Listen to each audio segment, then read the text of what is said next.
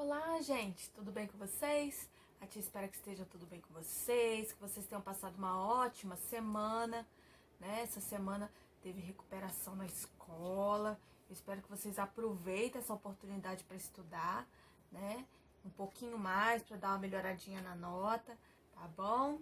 E vocês devem ter recebido, né? Como eu sei que vocês gostam muito de colorir, esse desenho lindo aqui, ó. Essa pintura aqui da Tarsila do Amaral. Daí, como a tia faz todos os dias, que a tia manda uma atividade, a tia explica quem é, né, a pessoa que fez essa atividade. Então, a tia hoje vai conversar com vocês um pouquinho sobre a Tarsila do Amaral, tá bom? A tia espera que vocês pintem também bem lindos os desenhos, depois, né, juntem os desenhos para mandar pra tia olhar, né, pra tia ver o que vocês estão fazendo, pra tia dar um visto bem bonito nas atividades de vocês, tá bom? A tia vai ler aqui porque a tia fez um resumo de um pouquinho da história da Tarsila. Claro que ela tem várias coisas, mas a tia vai resumir para o vídeo não ficar muito grande. E a Tarsila, ela foi uma pintora, desenhista e tradutora brasileira. Ela é uma das figuras centrais da pintura e da primeira fase do movimento modernista no Brasil, ao lado de Anita Malfatti, desculpa, falei errado. Seu quadro, o Abaporu, que é esse que nós estamos colorindo, de 1928, inaugurou o movimento antropófico nas artes plásticas. Nossa, umas palavras difíceis, né? Ela nasceu em 1º de setembro de 1886. Em Capivari, São Paulo, e morreu no dia 17 de janeiro de 1973, com 86 anos de idade. Então, Tarsila viveu muito tempo, né? Ela aproveitou muito a vida, ela fez muitas coisas, né? A gente vai ver um pouquinho da história dela, vocês vão ver como a Tarsila fez coisas diferentes, né? Ela teve boas oportunidades na infância, por quê? O avô de Tarsila era dono de terras, né, de fazendas, como eles eram do interior de São Paulo, naquela época as pessoas tinham, né, muitas posses, e o avô dela foi uma pessoa que teve muitas posses. E quando ele morreu, ele deixou essa herança para o pai dela, né, que eram fazendas, devia ter gado, né, eu não sei como é que era, se eram plantações, enfim. Mas ele deixou toda essa fortuna para o pai dela, que era um homem que se interessava por artes, né? Então, ele aproveitou e investiu nos filhos, né? O dinheiro que ele tinha. Então, a Tarsila, ela cresceu na fazenda, né, com os irmãos. Essa fazenda, uma das fazendas, né, que o pai dela herdou. E lá ela aprendeu com uma professora, né, que ia lá, era uma professora particular, a ler, aprendeu a bordar e aprendeu francês. E a sua mãe passava os dias tocando piano, enquanto seu pai recitava versos em francês vindos dos seus livros da biblioteca. Então eles tinham uma biblioteca, né, devia ter uma biblioteca com vários livros. Eram pessoas que gostavam muito de cultura, né, de artes. A mãe tocava piano, o pai recitava poemas, e a Tarsila cresceu no meio daquilo, né, e começou a ter gosto pelas artes desde cedo. Além disso, a cultura francesa se fazia presente em diversos outros aspectos da sua vida doméstica, nas refeições da casa, nas roupas, perfumes usados pela sua família. Então eles gostavam da cultura francesa e eles usavam isso na rotina deles, né, em casa. Mais tarde, querendo oferecer uma educação melhor à sua filha, seus pais a matricularam em um colégio em Barcelona. E nesse colégio, Tarsila completou seus estudos e teve seus primeiros contatos com a pintura. Seus talentos artísticos lhe estimularam a se aperfeiçoar. Então ela se descobriu ali, né, conhecendo um pouco mais da pintura, começou a ver que ela tinha jeito e aí começou a investir naquilo.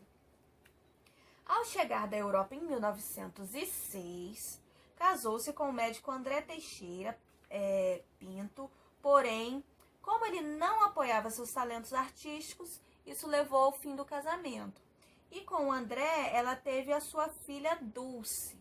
Então, ela se casou, mas teve a filha, e logo que ela teve a filha, ela se separou, né? Por causa do marido não aceitar a vontade dela de crescer como artista, né? Como pintora, enfim. Ela acabou se separando. Em 1926, Tarsila se casou novamente agora com o Oswald de Andrade, e no mesmo ano realizou sua primeira exposição na Galeria Percier, em Paris. Em 1928, Tarsila pinta o Abaporu, cujo nome de origem indígena significa homem que come carne humana. Obra que originou o movimento antropofágico idealizado por seu marido. O movimento propunha a digestão de influências estrangeiras como num ritual canibal, em que devora seus inimigos com a crença de poder se absorver suas qualidades, para que a arte nacional ganhasse uma feição mais brasileira. Então, quando ela pintou esse quadro, que é esse desenho que a tia mandou para vocês, ela era como se fosse um protesto, né? Era uma maneira que eles tinham de querer fazer com que a arte brasileira fosse valorizada. Por quê? A gente estava muito acostumado a valorizar aquilo que vinha de fora. A gente tinha muitos artistas vindo de fora e aquilo era muito valorizado pelo brasileiro, né, pelo povo do Brasil. Porém, a arte brasileira não era tão bem vista, né? As pessoas não tinham tanta vontade. Então, eles tiveram essa ideia desse movimento, né? E o movimento, eles comparam o movimento ao canibalismo, né? Que é uma prática de uma cultura, né? De um povo... Tem várias tribos, né, canibalistas, que comem o inimigo, querendo pegar o que é de bom do inimigo, né? Era como se fosse um ritual. Enfim, após mais uma desilusão amorosa, né? Ela teve mais um divórcio em 1930. Tarsila conseguiu o cargo de conservadora da Pinacoteca em São Paulo e deu início à organização do seu catálogo da coleção do primeiro Museu de Artes Paulista. Porém, com o período da ditadura e a queda de Júlio Prestes, ela perdeu o cargo. Então, no período da ditadura, né, onde muitas pessoas que lideravam determinados lugares perdiam, né, os seus cargos, quem era liderado por eles também perdia, e foi o caso de Tarsila. Em 1931, vendeu alguns quadros de sua coleção particular para viajar para a União Soviética com seu novo marido, Osório César, e passou por lugares, por lugares como Moscou,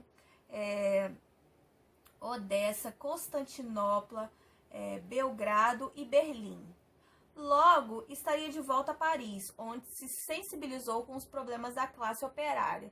Mas, né, como ela teve que vender quadros, porque Tarsila passou por alguns momentos, né, difíceis, ela perdeu a herança do pai dela, porque assim, teve uma queda muito grande na bolsa no Brasil, e muitas pessoas que tinham posse perderam muito dinheiro, e Tarsila foi uma dessas pessoas. Então, ela passou por períodos muito difíceis financeiramente, né? Então, em 1931, ela vendeu alguns quadros para ela poder viajar novamente. E aí, chegando lá em Paris, ela conheceu alguns operários, enfim, ela se envolveu com aquela classe. E como ela também já estava sem condições de voltar ao Brasil porque não tinha mais dinheiro, ela começou a trabalhar como operária nas obras. Então ela pintava portas, janelas, ela ajudava lá, e foi essa maneira que ela teve de juntar o dinheiro para voltar para o Brasil. No Brasil, por participar,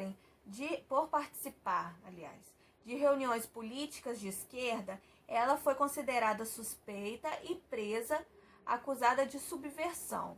Em 1933, a partir do quadro Operários, ela inicia uma fase temática mais social. Então, ela mudou um pouquinho o jeito que ela pintava nessa época, né?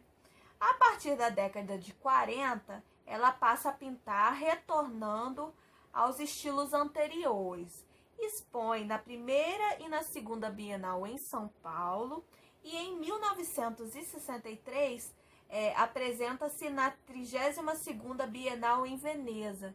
Então as obras dela, né, começaram a tomar proporções grandes novamente. E Tarsila começou a participar de várias exposições. Em 1965, Tarsila se separa mais uma vez e faz uma cirurgia de coluna que a deixa paraplégica, deixando em uma cadeira de rodas. E em 1966, sua única filha, a Dulce, morre de diabetes. Então a Dulce teve diabetes e morreu. E isso deixou Tarsila muito abalada, né, por ter perdido a sua única filha. E a partir daí, ela começou a pintar quadros e ela começou a se dedicar ao espiritismo. Então ela fazia os quadros, vendia, fazia doações, né, para as instituições de Chico Xavier, e assim ela foi vivendo. Em 1973, Tarsila morre de causas naturais no Hospital Beneficência Portuguesa em São Paulo. Então, né, depois de bastante coisa que ela viveu, teve muito mais coisa, senão a tia ia ficar falando muito aqui, o vídeo ia ficar enorme. Mas a vida de Tarsila do Amaral foi uma vida muito, né, cheia de altos e baixos, cheia de coisas diferentes que ela fez, sempre voltada a artes, né? Era o que ela gostava de fazer e foi o que ela quis fazer na vida dela, tá, gente? Então, foi esse o nosso vídeo de hoje. A tia vai tentar colocar algumas fotos como a tia faz, né? Mas como a tia grava o vídeo antes de editar, pode acontecer de eu não conseguir colocar muitas, mas eu vou colocar uma foto ou outra aqui pra vocês verem, tá bom? A tia espera que vocês tenham um ótimo final de semana e até semana que vem, tá bom? Tchau pra vocês!